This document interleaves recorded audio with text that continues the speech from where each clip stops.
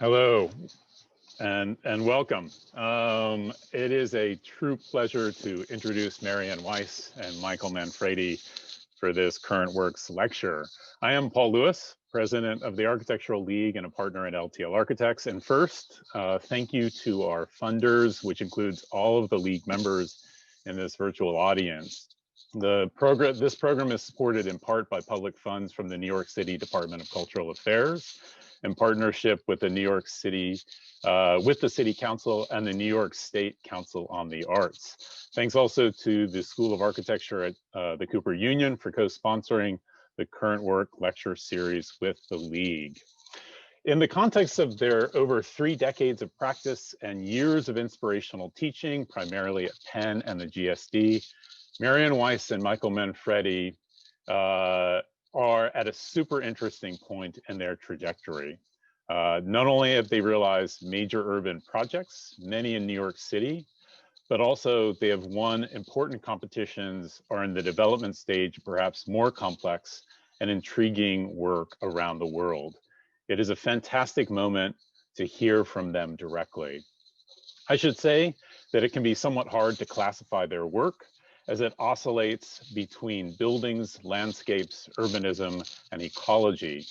Their work blurs such conventional distinctions, not by eradicating the difference, but rethinking the logic of one through that of the other. It is often difficult to tell where their buildings begin or end, as their architecture is always invoking a scale larger than itself. In particular, they rethink the ground to great effect, reworking the urban ground as a site for the collective, attenuating this as far as possible up and into the depths of buildings. They are expert alchemists in their use of section, transforming a path, hallway, or entry into a fully 3-dimensional space rich with social interaction. And that's exactly the point. Their work always pursues an intensification of the collective social dimension.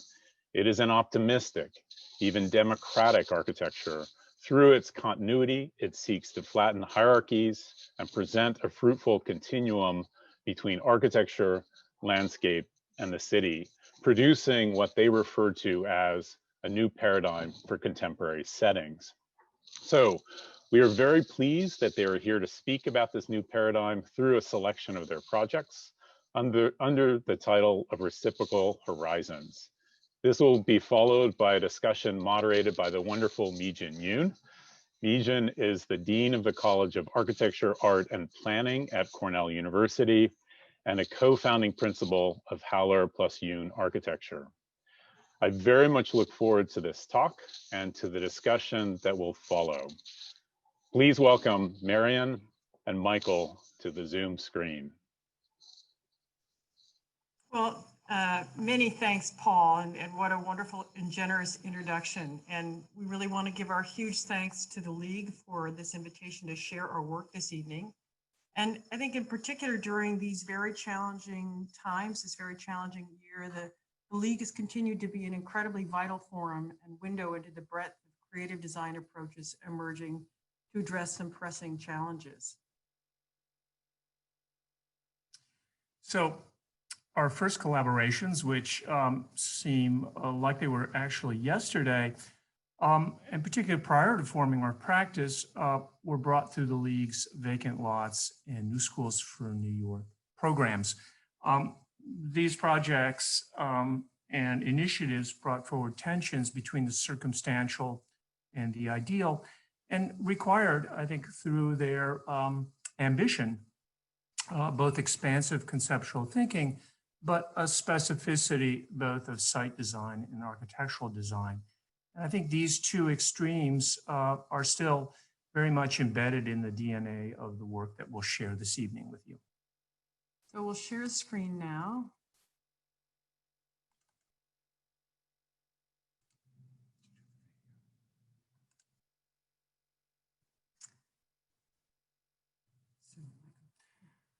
So it's hard to imagine, I think, how beautiful this view looks, but now I think more than ever, the pandemic has brought into very sharp relief the reality that what is local is global and what is global is local. And with that, and perhaps as a consequence, our shared vulnerabilities clearly don't respect property lines, they don't respect state boundaries, and they certainly don't respect disciplinary distinctions. However, I think we continue to be inspired by artists who, through their work, have illuminated the power of the temporal, the power of the open-ended. And for us, I think, particularly in these sort of very fragile moments, offer a kind of a very clear path forward and an inspirational trajectory. So by contrast, I think our sense right now is that the utopian urbanisms that you could say were characterized by the Renaissance ideal cities with fully fortified boundaries, or even the temporal cities like Villa Piloto, that the idea of drawing perfect boundaries around our worlds is really an inadequate approach. And so our sort of look again at some points, you could call them incremental urbanisms or tactical topographies, these sources of inspiration for us really tie to the fact that they reach in to create larger and connect to larger systems, but also create a there through their infrastructural ambitions. And so our practice really has been focused on what can become public with architecture, with landscape, with infrastructure, and how can there be an evolutionary idea that connects, if you will, a more reciprocal language between these disciplines, so that we can envision a public realm that is at once distinct and understood, and ultimately as inseparable from the territories that it engages. So we believe this public realm is as crucial as ever to our natural and public realms, which are very fragile. So we thought we'd share a pair of projects that in many ways encompass these preoccupations. Our very first one, the Women's Memorial at Arlington Cemetery, which was looking at a forgotten site, the Kim Mead-White hemicycle wall, and a forgotten group who'd made contributions in the military who were overlooked. And you can see these World War II bombers. And yet our thought was that what had been a retaining wall and barrier was potentially something that could be broken through to reflect the passage that women had made to make their contributions and allow their stories to be captured in a memorial gallery through those narratives that would be carved in glass tablets that would cast those stories in kind of permanent yet ephemeral terms within that gallery. And ultimately for us, it was really the first experience we had. It launched our office and it allowed us to think about these very personal narratives that might connect and become legible as part of the public realm. The other project that happened many years later, but in many ways allowed this kind of expansive approach for us to consider through the lens of art and landform and landscape, a way of taking three completely different sites through the lens of the Seattle Art Museum to create one fully connected landscape that would actually unfold and allow a park to begin at the city's edge and wander down to the water. Now, this kind of unfolding paradigm was one where, as we looked at what all the things all at once might do, if we'd addressed it just as an architect, we might overlook the fact that we had trains, highways, failing seawall, salmon habitat that we could deal. Could we look at these simultaneous together to create, through 200,000 cubic yards of earth, one structure of a landform and a landscape that could draw the public community together? So the lessons learned, I think, that this project has allowed us to build on is the sort of sense that by unfolding architecture and landscape and art, we can create a series of much more open-ended and reciprocal settings.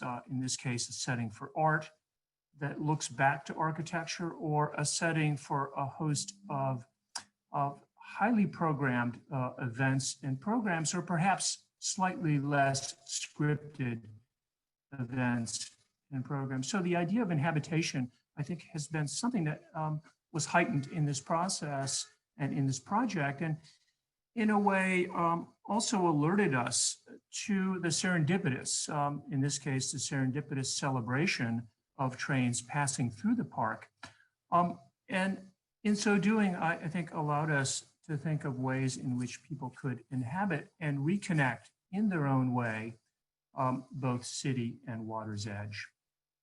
So I also want to take just a step backwards to also acknowledge the fact that as we share these projects, it's important to highlight that architecture is a collaborative art. And as such, we're deeply indebted to members of our studio who always push, provoke, and cajole us into doing better. And similarly, I think we're deeply indebted to our clients for sharing their ambitions, their values, and their dreams. So the Venice Biennale was an opportunity to kind of look back at a number of hybrid projects, historical precedents that have informed our work. It might have been Plechnik's triple bridges in Ljubljana or the stepwells in India. And it also allowed us, in this case, in the context of studio project at Penn, to really document the sectional characteristics and the performative characteristics of these great works of architecture. So the idea was to create a kind of a quiet setting that would be, in a way, a public space within the kind of context of the very, very ephemeral and intense atmosphere of the Biennale. So we took the idea of two concentric or two interlocking arcs, and in a way, through the sort of creation of this kind of wood scaffold, really an homage to the shipbuilding tradition of Venice, we created a kind of an articulate on the outside and very smooth on the inside, an opportunity in a way to create, if you will, an eddy around the intense circulatory systems of the great Cordiere in Venice. So Brooklyn Botanic Garden Visitor Center was a project we did a number of years ago, but we have been working with the garden now for over a decade. And I think it's an unusual opportunity to kind of think about the nexus of architecture and the city and the garden.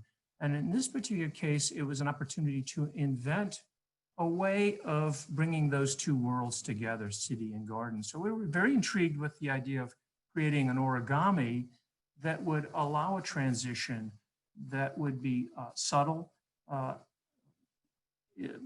perhaps induce a level of choreography and seduction. It's a 400-foot long building that never quite appears that long. It wanders, it creates a path. It's a building you slide through, you don't have to enter. And is one where the choice between leaving to join the city again or making another turn to join the garden is really part of this idea of creating an inhabitable route or inhabitable path. In some cases, the geometries actually follow the drip line of the trees that are on the path.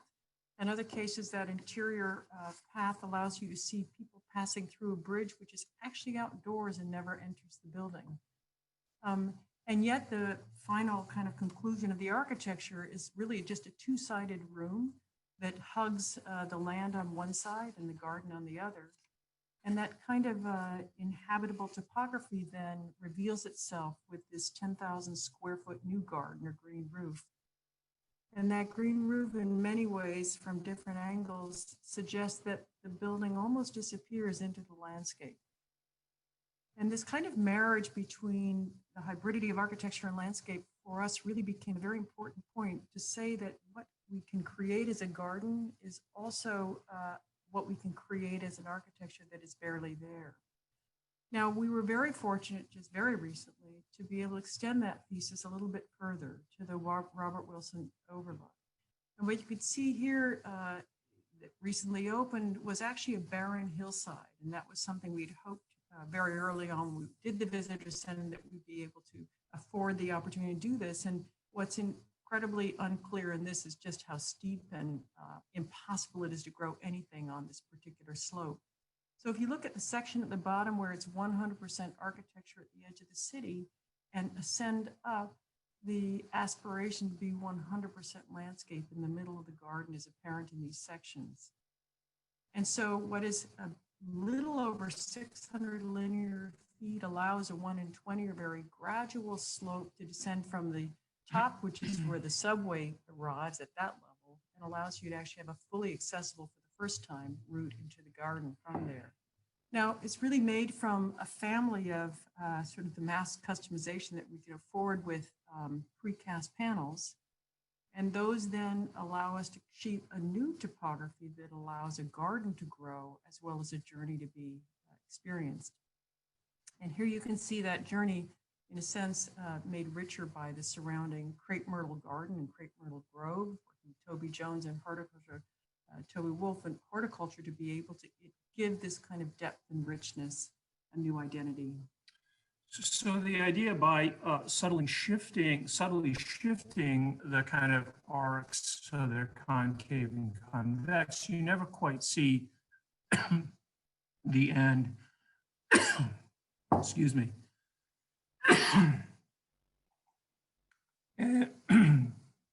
And we've been increasingly interested in the idea of choreography. Balancine, Twyla Tharp. These are choreographers that really understand how you can move through space. We'll just show a little bit of a film here that tends to capture the idea of slowly descending or slowly ascending. In a way, it started out as an opportunity to create a completely accessible route. Someone in a wheelchair or someone pushing a stroller, but also became an opportunity to understand and revel in the beautiful topography of the garden.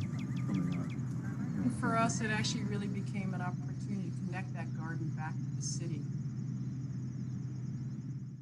So this is very much a work in progress, La Brea, an extremely complex project, but extraordinary. It's in Los Angeles, as many of you know, the city that very much is of the future.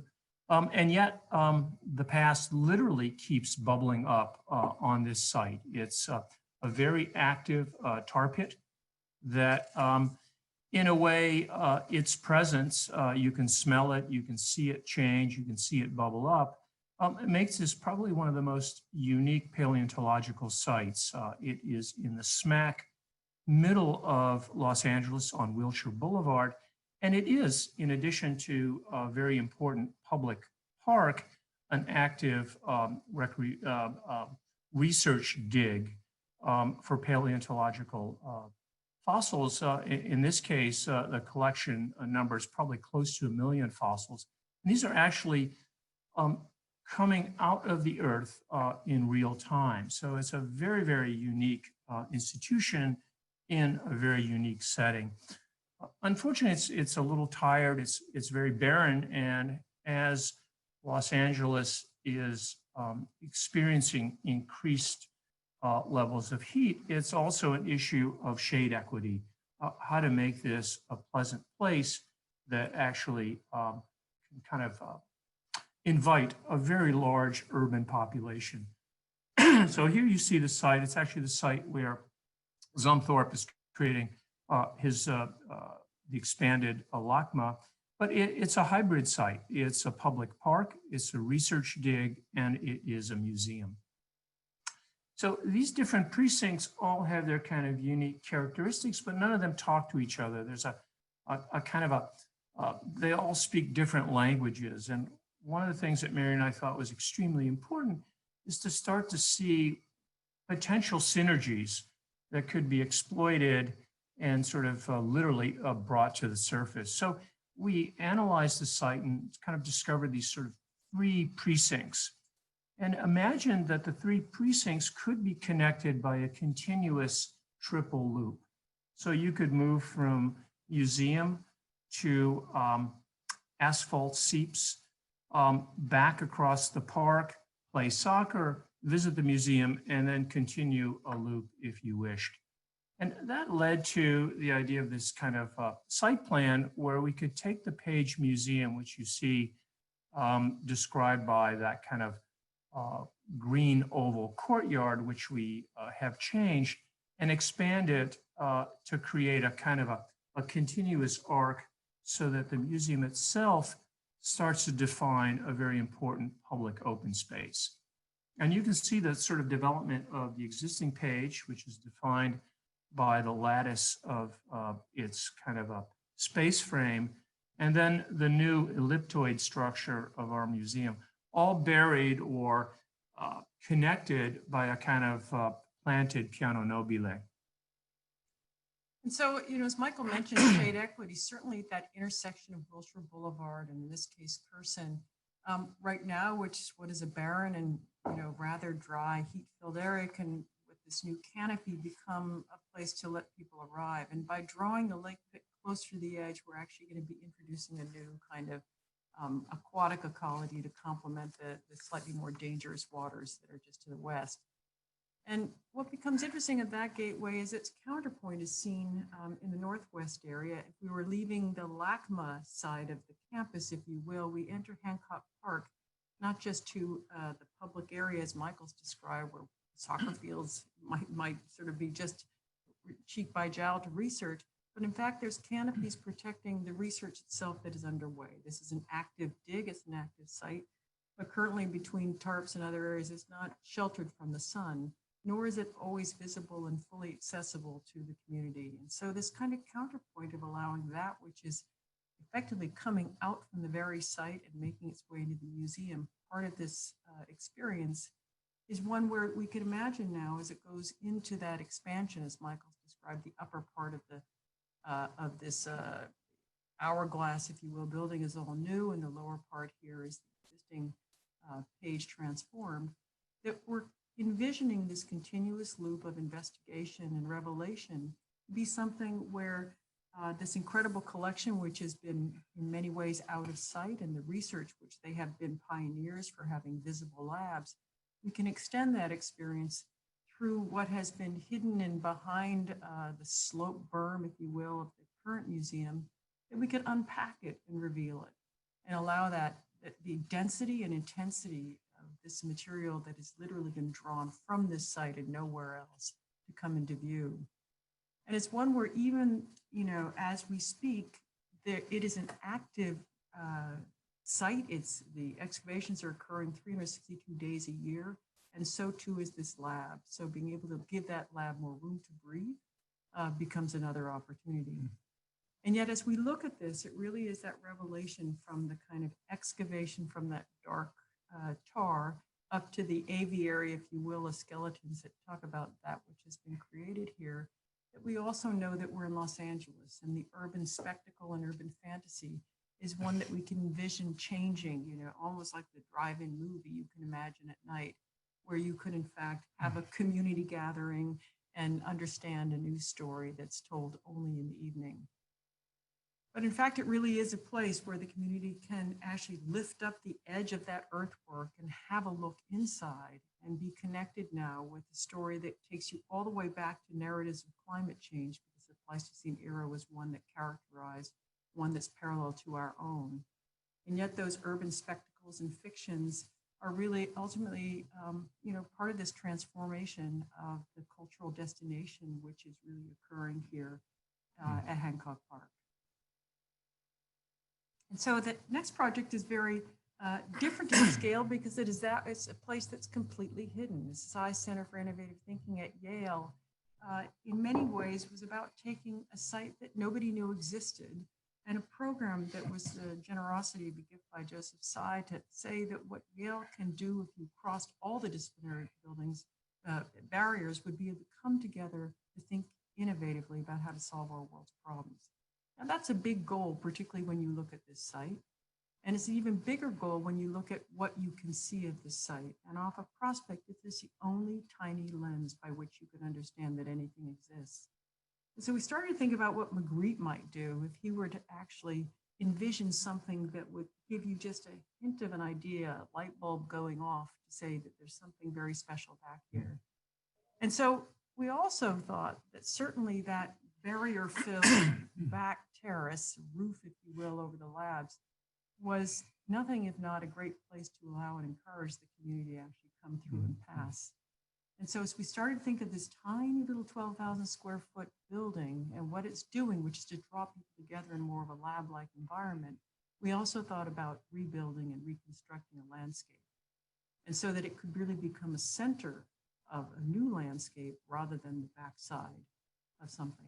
Now, in fact, it truly was a backside. The lower level of the courtyard, which had some healthy sized trees, was obscured from that upper terrace by a 12-foot high concrete wall.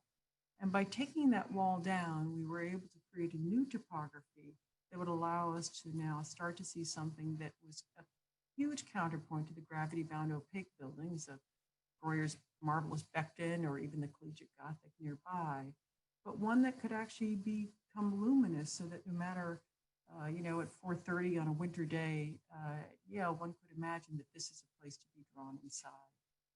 And drawn inside by day to know that this is a laboratory, if you will, that's actively changing and forever rescripting gatherings.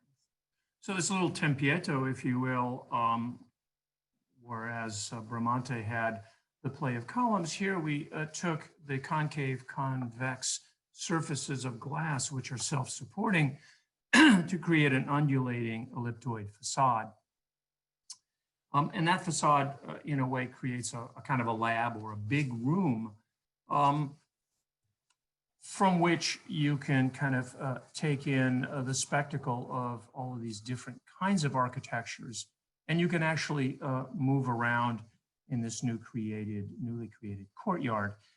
At times, it becomes a cocoon, so the curtain kind of either pulls away or reveals the spaces beyond, or it becomes a much more intimate setting. You also slide up along the kind of the curve, so you can kind of experience the sort of tactility of the kind of undulating surface as you ascend to a second floor. And that second floor creates or houses a series of smaller spaces, offices, classrooms that at times take in the kind of panorama of the large meeting space, the large lab. And then on the opposite end, we extended the landscape, completely repaved what was otherwise a bleak courtyard to capture rainwater, to use it to irrigate, and to, in a way, soften what had been a rather impromptu set of roots, so that the student roots, the faculty roots through this courtyard become more apparent both by day and by night. So here you can kind of see it as a sort of saffron colored cocoon with the curtains fully drawn. And here I think the serendipity of the play against concave convex surfaces talks to the different architectures that make this particular courtyard at Yale potentially so vital and so interesting. So from Yale, from New Haven, we move up to Ithaca, New York. And if the Yale project, the Sci Center, was about creating an object building that would sort of organize its context, here it was about creating a big room, a space that would organize its context. Now, the School of Veterinary Medicine is probably one of the most well-known and much respected schools in the world. Unfortunately, its facilities, as you can see, are the inverse of its reputation.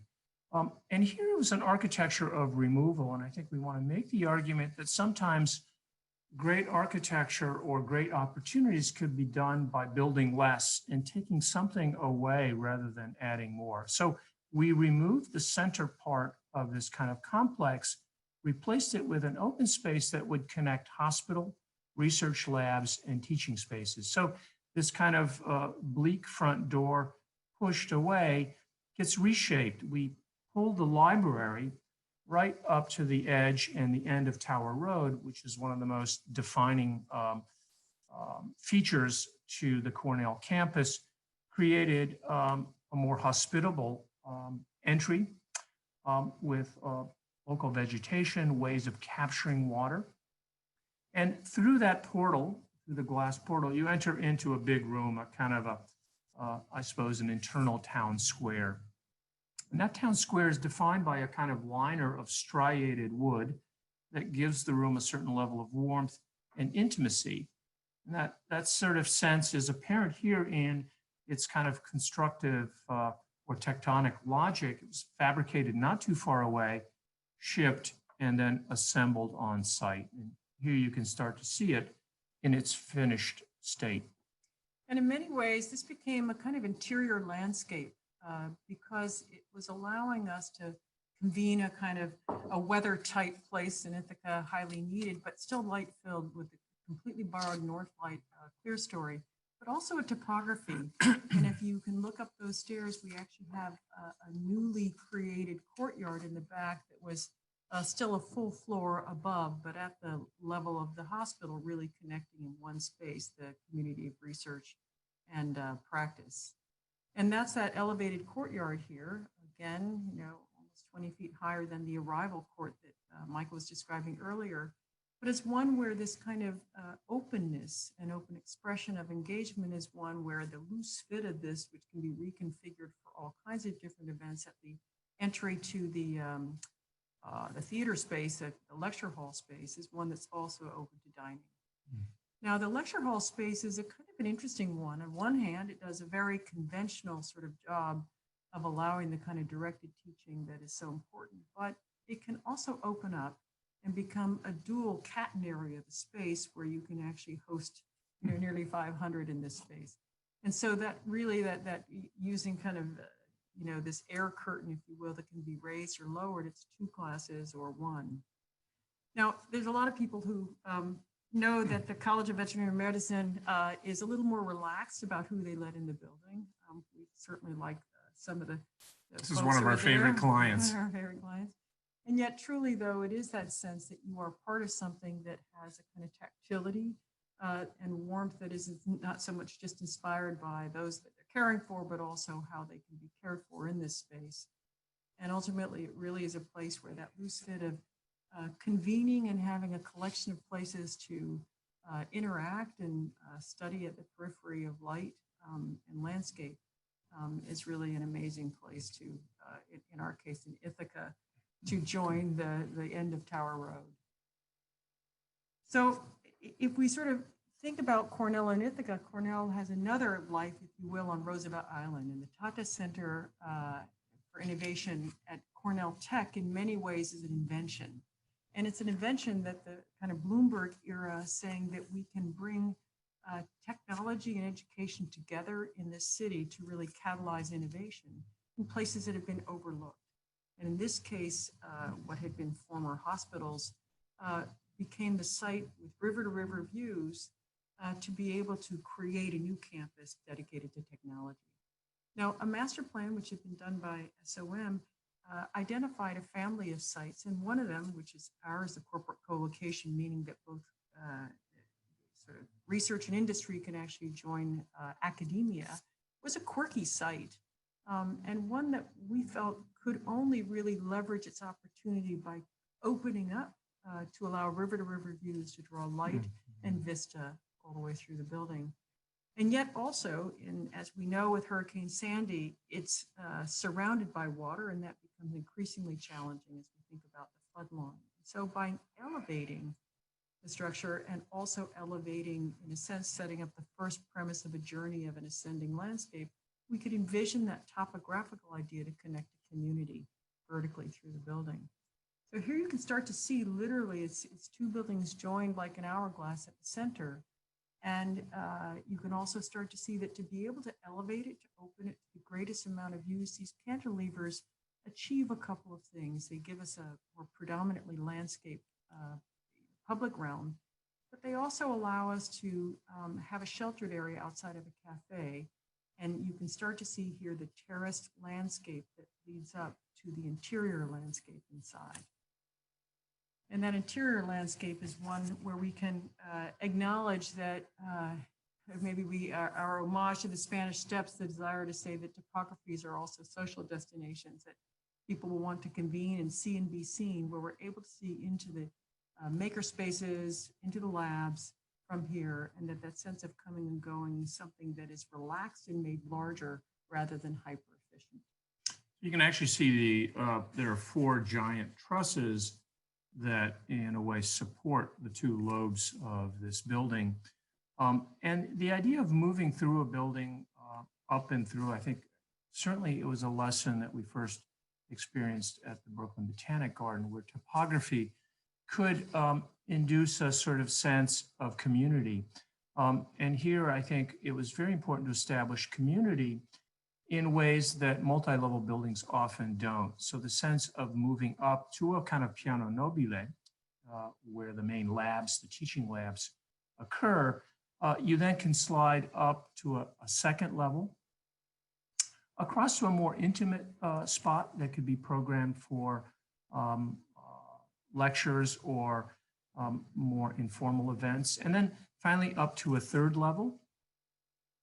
And then you can start to see how the sort of apex of these two prisms create a set of spaces that in a way frame river views and celebrate the incredible location. And then finally, that sort of trajectory, that promenade reaches its sort of conclusion at the roof, where you're confronted with the spectacular horizon of what it means to be like on an island in the city adjacent to the spectacular and very heroic 19th century piece of infrastructure, the Queensboro Bridge. So from the belly button of Manhattan to the belly button of Kent, Ohio, this was an opportunity to do a School of Architecture and Environmental Design. And in the context of our discussions with the university, it was very important to start to connect the university to downtown Kent. This was a kind of classic case of the bifurcation of town and gown. So this building became, in a way, an opportunity, the first opportunity to start to bridge, quite literally, the sort of chasm. So the building's been stretched as much as it possibly can be. It's a couple 100 feet long. And then it's elevated, almost, actually it's 400 feet long. And then it's elevated to create a kind of internal topography. And that internal topography yields both a public street at the lowest level as you kind of descend, and a set of studios. It's very important for the program to have a series of very open studios that could be rearranged depending on the different programs. So the open studios ascend, and that kind of section is quite literally telegraphed onto the facade so that you can kind of sense the sort of double height spaces of the studio, and then the more interstitial levels that inhabit the lower levels. It's the beginning of a street. The street was put in place before the building, but we've kind of, again, stretched this building as much as we possibly could. And then what I think is a great gift on the part of the university was the sense that this street could be opened up, this internal street, to the public. So in a way, it's a sort of a public promenade that then allows you to slip up again to an elevated set of studio terraces. And that really is in many ways sort of the big opening shot, if you will, of that space, is saying that every year and every discipline is seen together. But you can also see the critique spaces that are glass enclosed, so they're acoustically independent but visually connected, anchored to the south side of the wing. And from there, you really have the sense of the breakout bay windows on your left, where those are clear breakout spaces, and this kind of overlooking agenda into what on the first day looked pretty civilized and increasingly is looking a little more active. You can see a review going on in the critique space, and then obviously the studio in progress within the floor. And yet there are places of retreat here in the library with materials collection that's in the glass box beyond. And that is a place of both convening in a sense as a community. As Michael mentioned, this is one where the community is also welcomed in. But having a building join the community meant that we actually dropped the building down to its lowest level on the campus side to be more intimately scaled with this domestic landscape. And that domesticity and the kind of brick that we know is endemic both to the campus and this community brought us all the way back to Belgian bricks, probably most ancient tradition of the beehive kiln, which creates a very irregular chroma on brick, but we worked with them to also create a new form that would allow the kind of depth and variation to have some tactile identity and intensity. And here you can start to see what it starts to take on is as the building goes through the day, it really is a kind of time clock of shade and shadow. And certainly by night, it starts to collapse in its vista from the town as it obliquely shifted, as Michael described, allows these windows to open up finally to the community. So this kind of question of what it means to open to the community really comes into a new sort of focus at the Singh Center for Nanotechnology, because nanoscience is about the most invisible science you can think of. And yet, when you think about the city of Philadelphia and the campus itself, in the site that's identified in a round area, we were also kind of intrigued by the fact that it was the only place that wasn't made legible through landscape. And so we started to look at the site in the engineering campus on Walnut and wondered about that possibility of simultaneously being able to have the kind of rigor of the lab bars and this kind of possibility for an open green to come together. Now, what's quite interesting here is that there are vibration sensitivities for this space, and the only one that didn't have vibration sensitivities was a place of gathering, which is why it's elevated and actually shelters the arrival on the campus from the north. Now, to do so took a little bit more work than you would think, and in fact, the easy part was the cantilever. The more challenging part was the hung and combined gravity-bound gallery space, which you can start here, which to make it nearly column-free required this strange trick of suspension and gravity. But what you're also seeing on the other side is an amber wall. We had learned that the clean rooms could only allow a small portal of amber so that no UV lights would change the research. And yet by taking that idea, the amber portal, and expanding it as a full facade, we were able to draw light into the facility and reveal that research.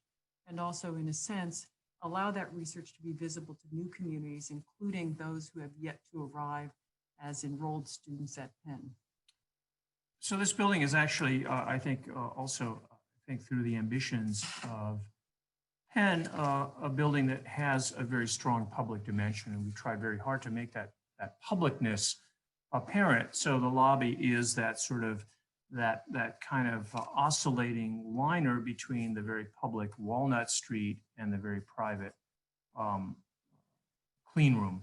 But it's also an ascending space, and the idea of high floor to floors, which are often characteristic of lab buildings, was something that we were, again, like with our project on Roosevelt Island, intrigued with the idea of inhabiting the stair, making it actually a place. And that sense of the topography, the kind of internal topography, is sort of in a way made manifest in this particular view.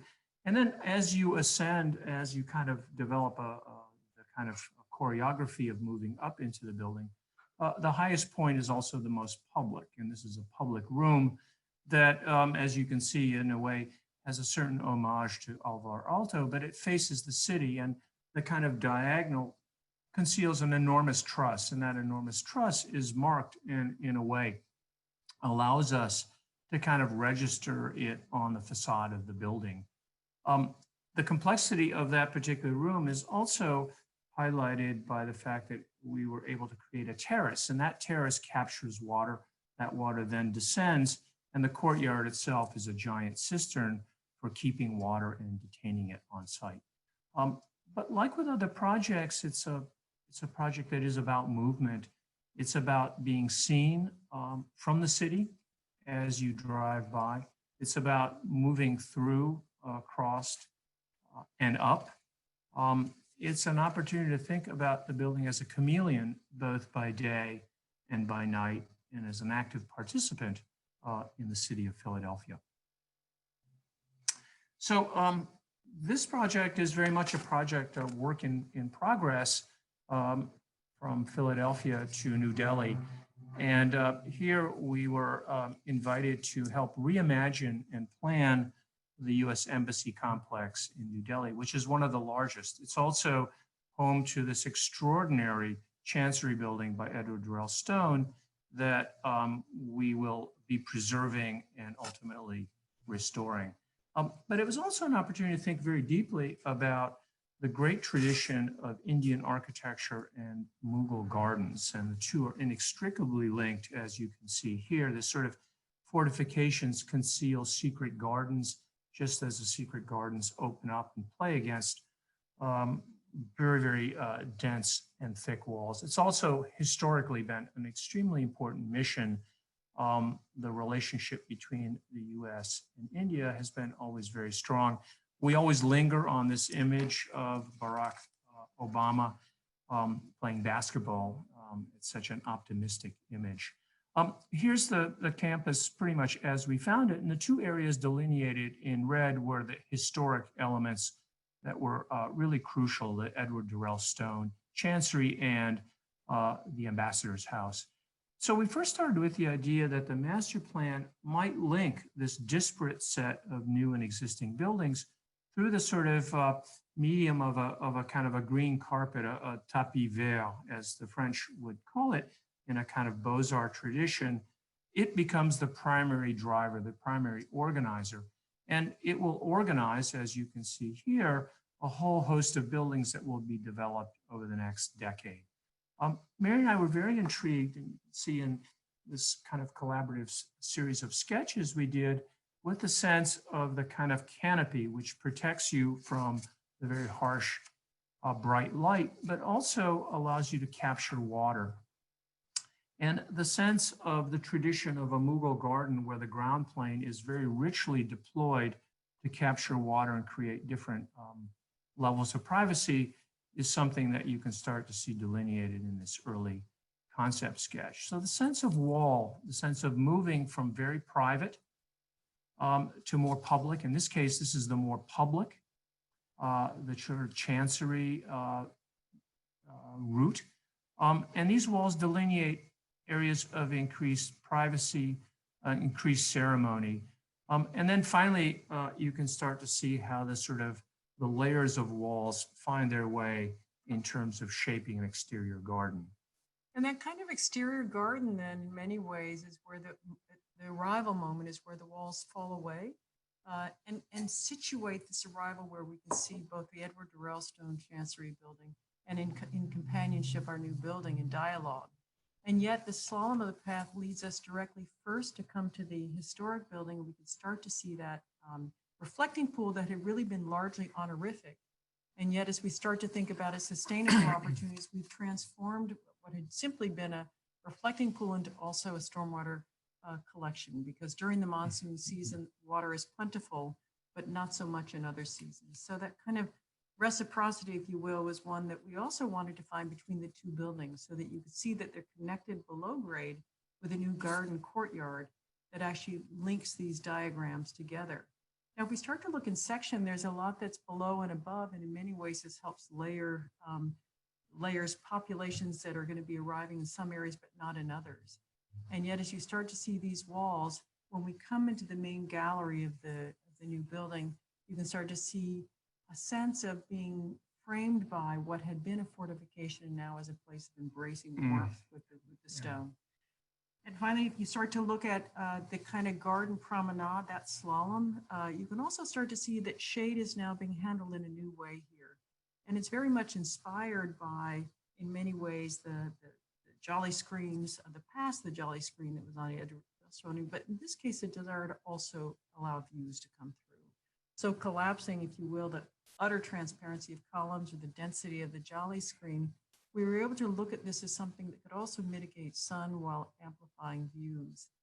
And also then recognizing that this idea of canopy and shelter extends out into the landscape and not just at that wall. So you can start to see the arrival here for the consular services is one where that shelter begins. And ultimately, again, honorifically and emblematically, the water and the canopy come together so that the outdoor evaporative cooling that might arrive when you come in is also, in a sense, also a place of honor. So the last project we'll share, like the Brooklyn Botanic Garden, has been a project that's actually had a trajectory of probably over 10 years. So we're very pleased that we were able to open a second phase not too long ago. But the sort of sense that Marion described in our very first project, the idea of making multiple histories vivid was certainly the case here. And this site has been a kind of a rich tapestry of many, many conflicting histories that you can start to see outlined in this slide. It's also an opportunity pre-Hurricane Sandy to think, along with many, many others who had been pioneering this idea of a sort of a vegetated edge, a way of rethinking what's armored and a way of accepting and perhaps leveraging the inevitability of flooding, so that the inevitability of flooding might become something perhaps a little more interesting and a little bit more playful. So this opened about a little over 5 years ago, kind of phase one, which is the most active part of the park. And as some of you might know, this large green is actually conceals and is somewhat porous, conceals a very large cistern. So when Hurricane Sandy came, this filled with water, and it became a much more gentle way of accommodating what would otherwise have been a very, very disastrous set of flooding conditions. We've been intrigued with the idea of the sort of pavilion having multiple uses. And the pavilion is in many cases something that anchors together almost like lacing together a collection of elements here, from concessions, shade for the ferry, but it also collects water and solar things. And so what you can start to see is it really becomes a hard-working, sustainable piece of infrastructure that allows the powering, the lighting for the entire park. It's also elevated above the 100-year flood line. And yet what became very interesting for all of us who were working on this together, this design collaboration with Thomas Balsey's office and Engineering Prime Arup, and with EDC, the idea that this could be literally an infrastructure of play as well as an infrastructure that addresses flooding. And you can start to see here now the sort of recapturing the idea of a beach, water taxi beach had been gone, long gone, and reconvening it now for family. And certainly though, the gift of this site is not only its waterfront location, but the gift of this view, and allowing that view to be brought into focus as ferries and boats and water taxis are coming and going really becomes this place of magic for us. Literally the architecture there is to serve the view. Now we were fortunate again a few years later that more funding came in to allow phase two to occur. And here you can start to see the stretch of that unfurling infrastructure making its way and into the area that is the most topographically intense, a nearly 20-foot grade change between the upper level and the water's edge. And so that topography, you could see where we had seen it, was this beautiful, wistful sort of promontory that extended out into the water's edge.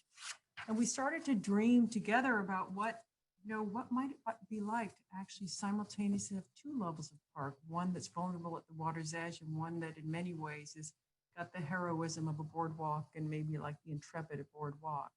And so these kind of early drawings were looking at that simultaneity of both fortification that is at once robust and also once very, very natural.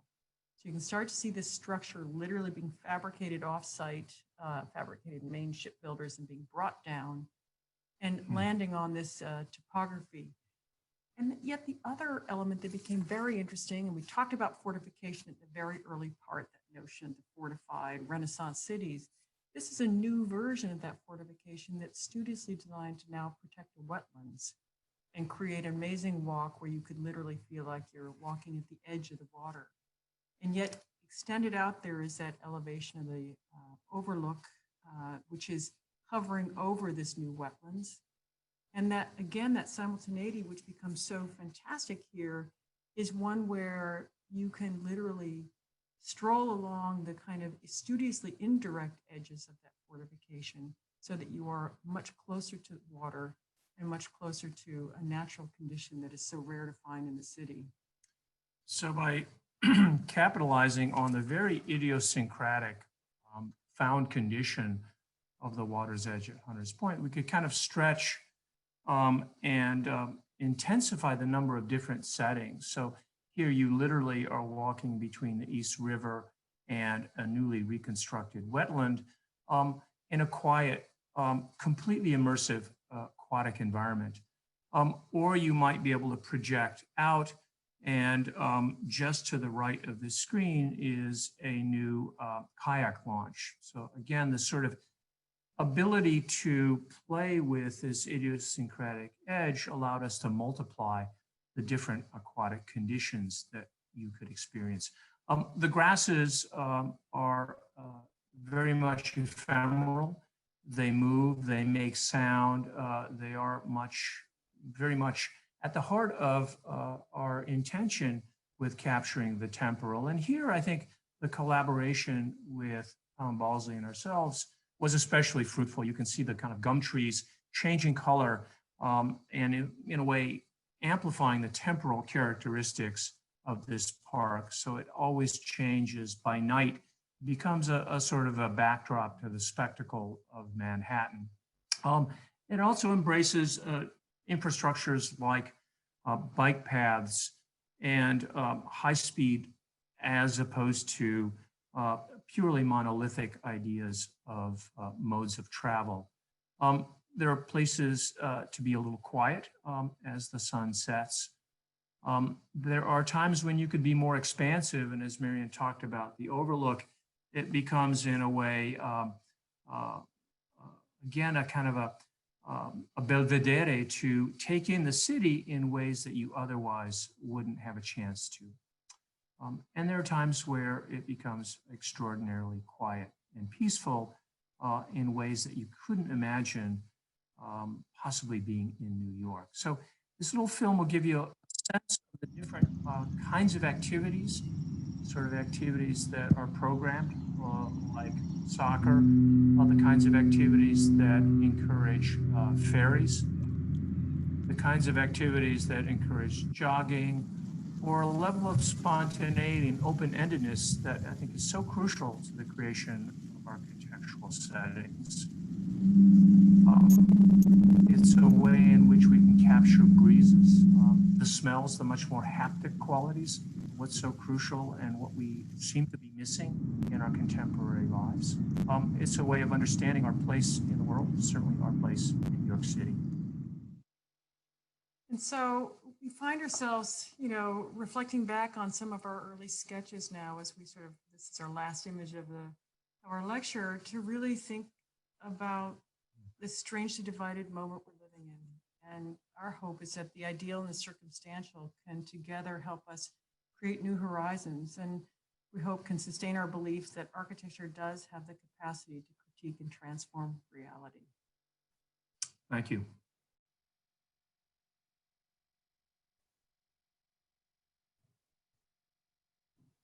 Thank you so much, Michael and Marion. That was such a treat and an incredible journey you took us through. And I think at some moment in the lecture, you talked about the gift of the site, but I think you made clear the kind of gift of the constructed landscape and the gift of architecture, and really was an extraordinary treat.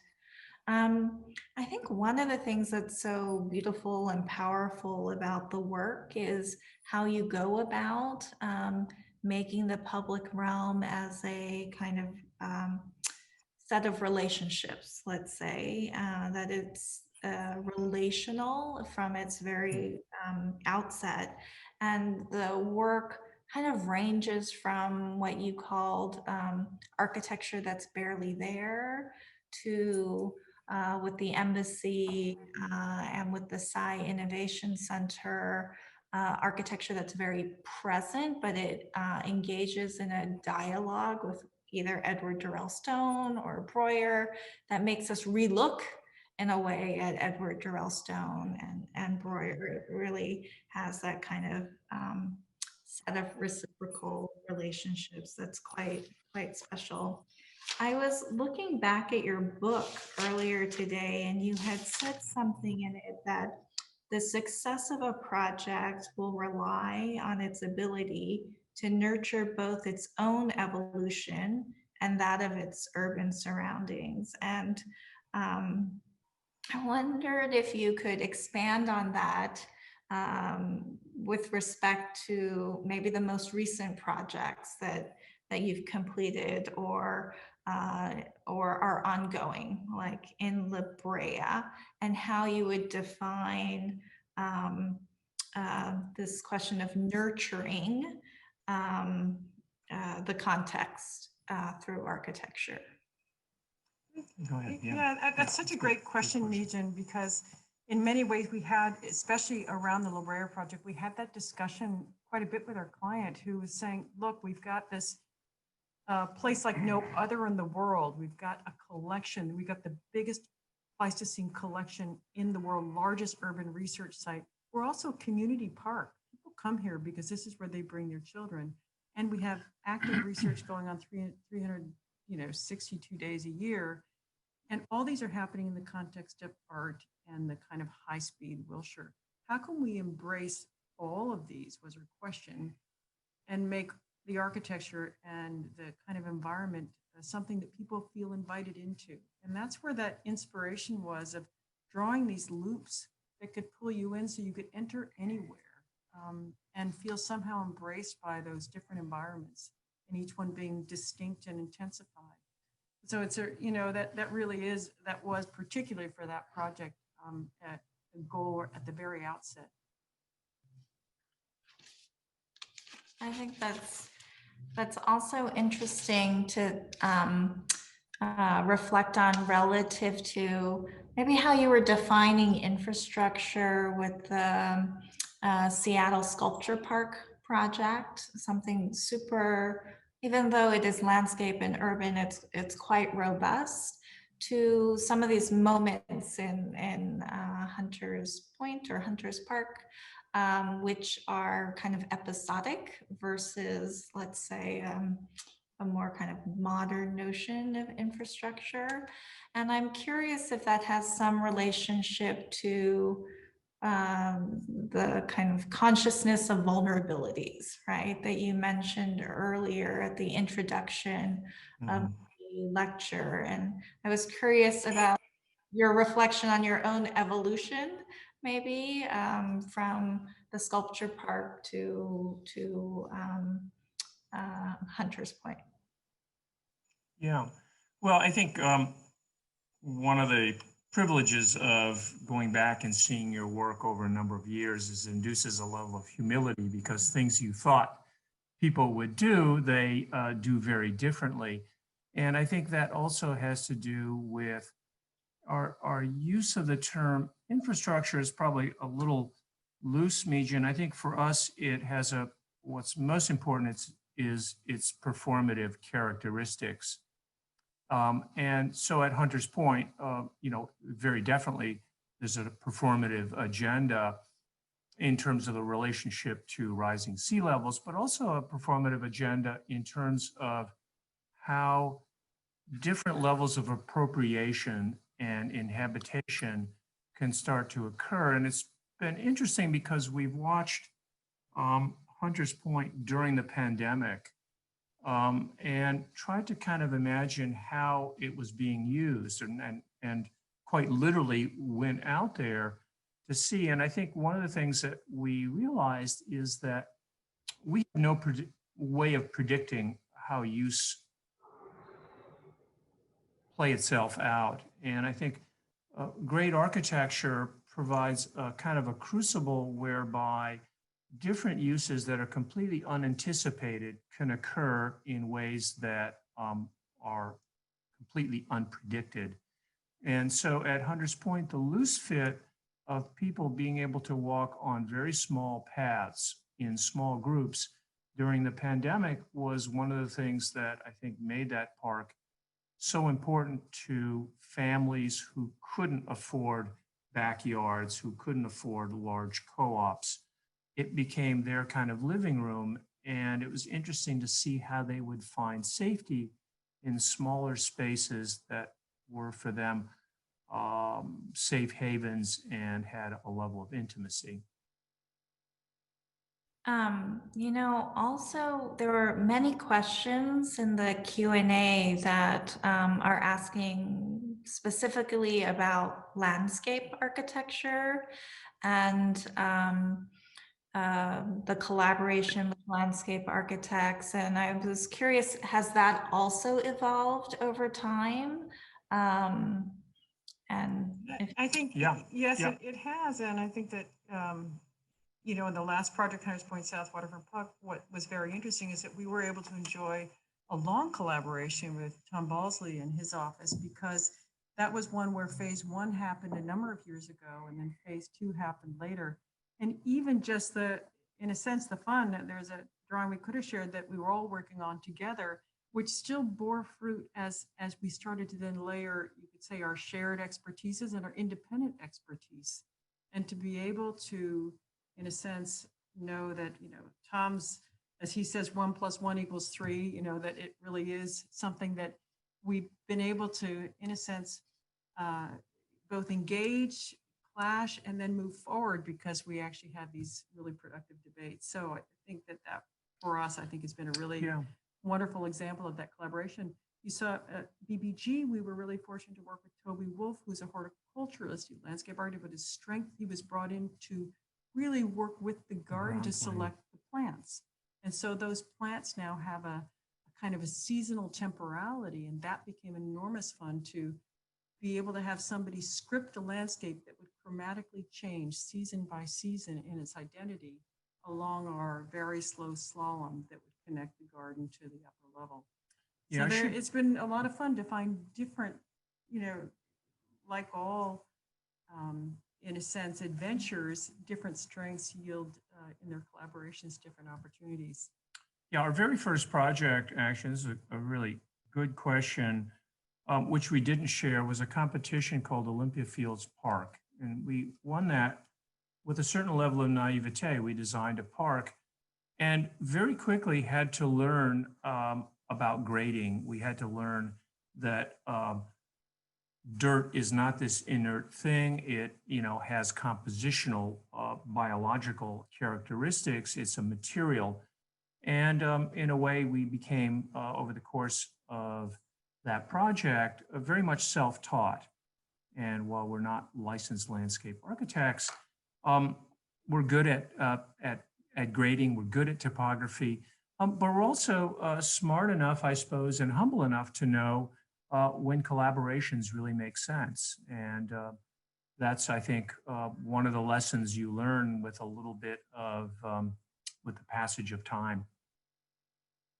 I also think, you know, grading's about calibration, right? And so you're always kind of calibrating those relationships and how to manage those relationships across the site. And what I found really extraordinary about the Sci Innovation Center is that it is, through its insertion, it made its context better, right? And so through a kind of intervention, it's truly transformative of the site. And like you said, it turns the kind of back residual space into a kind of a new center or a new gathering space. And I'm curious, maybe because in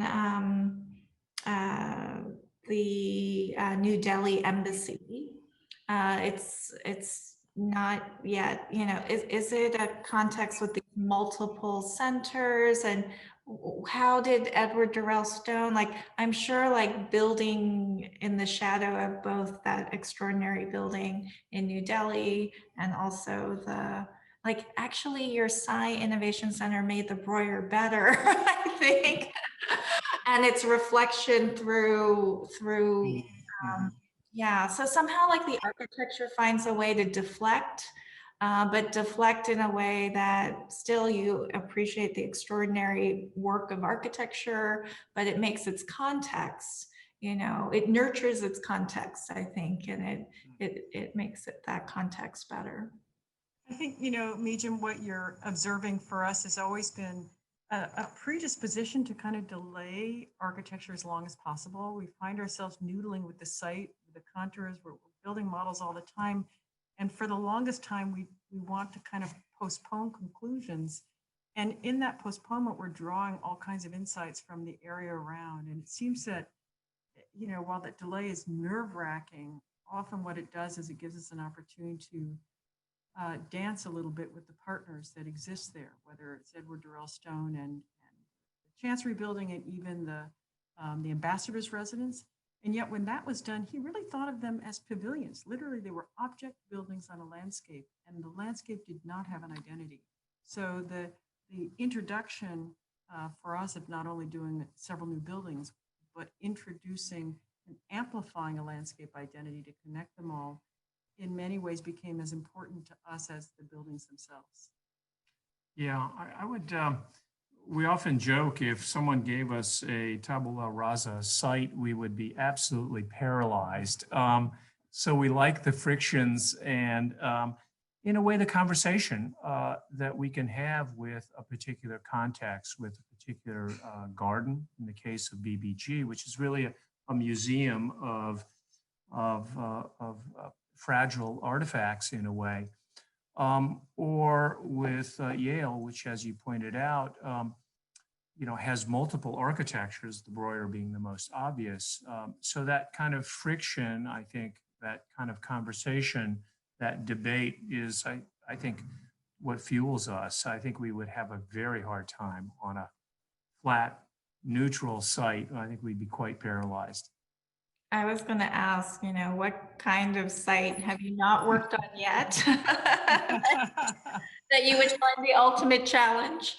I'll tell you, the ultimate challenge, sometimes you could say the ultimate, fantasy would be a quarry that had been abandoned, that had intrinsic this incredible revelation of maybe stone, topography, cliff, aperture, etc. But really, in many ways, though, the richest sites are the ones that connect communities together in ways that had never been maybe envisioned before.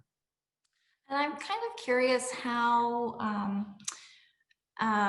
which projects were the engagements with community as you delayed the architecture, took you on certain left turns that ended up leading to something unexpected but integral to the final project? Yeah, well, the most obvious one, I think, is Hunters Point. It's a public park. It's done by, our client was EDC, the Parks Department, in a way, is the hosts all those open spaces. And we had a lot of community meetings on that project. And it was very interesting because the community has changed over the course of 10 years. In some cases, it's gentrified. In other cases, it's actually gone the other way. And so the park tries to mediate very, very different kinds of communities. I think Penn was actually interesting, the Singh Center, because I think there was a very conscious attempt to bridge what had otherwise been a very significant distancing on the part of University of Pennsylvania from downtown Philadelphia. And Walnut Street is one of those kind of critical streets that goes from campus to downtown. So there, while there wasn't a literal community, it was very much an attempt to invite the community into the campus and use this building in a way as a lens by which you could induce a conversation. Yeah, I like the dog run grew. A real community.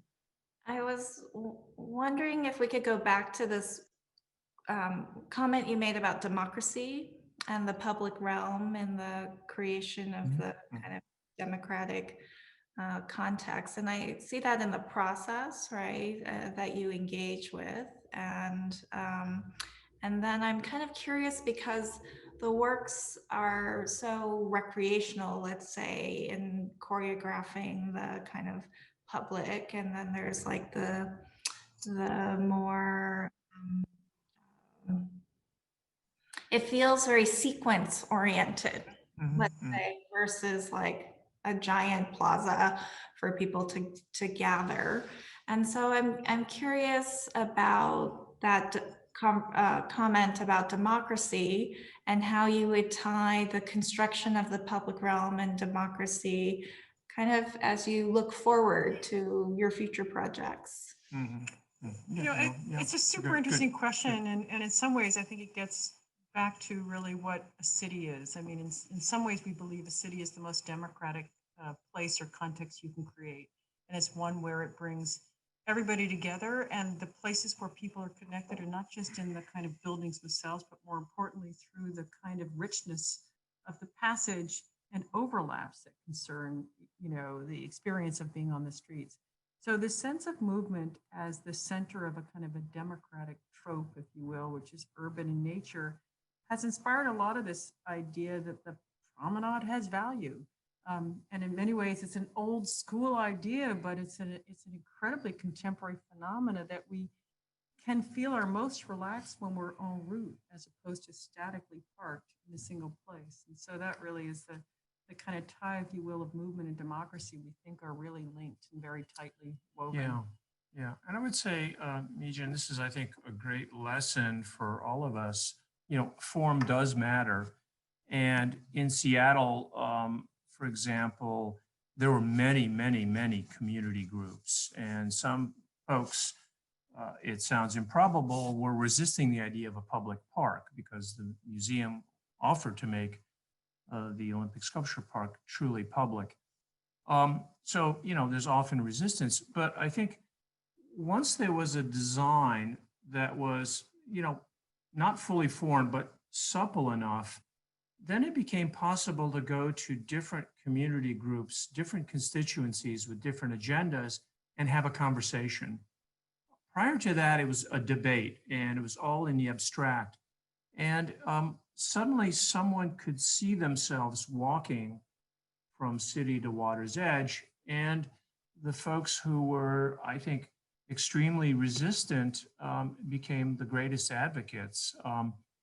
The folks who loved watching trains, in the end, because there was a sort of overlook that allowed them to gather and celebrate all these trains that rumble through from Los Angeles to Vancouver, they became the park's greatest advocates. And it was really interesting how once people could see an idea manifested in a form, there was a conversation that was fruitful. I think that's beautiful that somehow the work, the architecture can advance conversations, and that's great. That's your gift to us all. Yeah, I will say that speaking of conversations, this has been kind of fantastic. And there's a weird paradox of Zoom, which is on the one hand, we have this very intimate conversation where we're kind of witnessing you three have this very almost a kind of private conversation, and yet there are hundreds of people listening. And at the same time, we have to end these things with this abrupt cut that has none of the intimacy that usually you have at the end of a lecture, where you can have chats and conversations and follow-ups and questions. There are numerous compliments in the responses and the questions. I think you touched on a number of the questions. I think it would take hours to go through all of them, but it's been a fantastic talk. Thank you, Michael. Thank you, Marion. Thank you, Meejin. And thank you to all of you out there witnessing this intimate conversation and a fantastic presentation. And we had an event. A league has an event tomorrow night, First Friday Distance Edition, El Paso Firm Agency. Please join us for that. But again, thank you to Marion and Michael for amazing work and an amazing presentation of the work. Thank you so much. Thank you. So Thank you. have a great night, everyone. So Thank you, Paul.